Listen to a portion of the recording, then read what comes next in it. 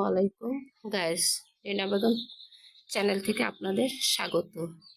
এই যে আজকে আমি দেখাবো ফুলের টবের ভিতরে আমি কিভাবে গাছ রোপণ করি। আপনারা যে ফুলের টবটি দেখতেছেন সেই ফুলের টবটি আমি একটা গোলাপ গাছ বসাবো। এই যে দেখেন, এইটার নিচে এরকম একটা ছিদ্র করা, আর এখান থেকে এই যে এখানে ছিদ্র করা দেখা যাচ্ছে। এই ছিদ্রতে আমি একটা এই যে এই জিনিসটা দিলাম, দিয়ে এভাবে আটকে রাখবো যাতে পানি চলে যায়। পানি যাতে টবের ভিতরে আটকে না থাকে। আমি তার সাথে কিছু ছোট খোয়া দিয়ে দিলাম, এরপর আমি কিছু সাদা বালি দিয়ে দেব যাতে পানিটা সহজেই নিচে চলে যেতে পারে। এই যে আমি সাদা বালি দিয়ে দিলাম।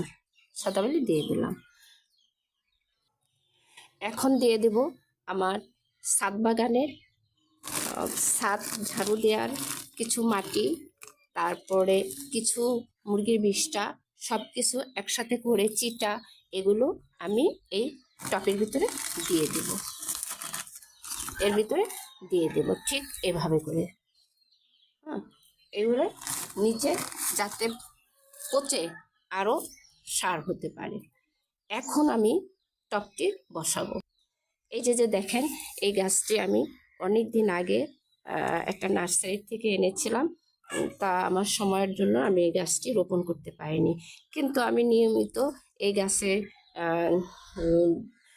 সবজি পচা পানি, কলার খোসার পানি এবং খৈল ভেজানো পানি এগুলো দিয়েছি। দেখেন আপনার গাছটি কেমন ফুল এসেছে এবং দেখতে কত সুন্দর লাগতেছে।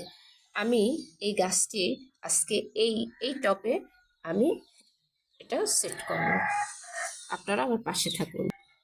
এই যে দেখছেন, এই উপরের থেকে একটু ছেড়ে কাবারটি আস্তে করে খুলে তারপরে আমি এই টবের এই মাটিতে এটা বসিয়ে।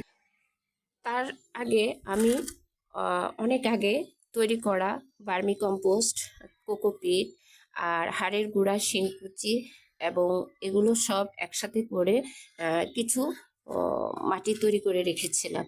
এই মাটিগুলো আমি এই গাছটি বসানোর আগে দিয়ে দিয়েছিলাম। এখন দেখেন আমি এর চারপাশে এইটি দিয়ে আস্তে আস্তে এই ভিতরে ভরে দেব এবং এই যে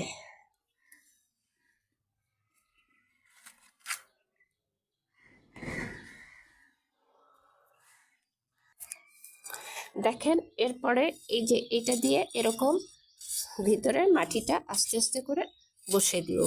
এই যে এভাবে, যাতে মাটিটা নিচে সম্পূর্ণ সেট হয়ে যায়।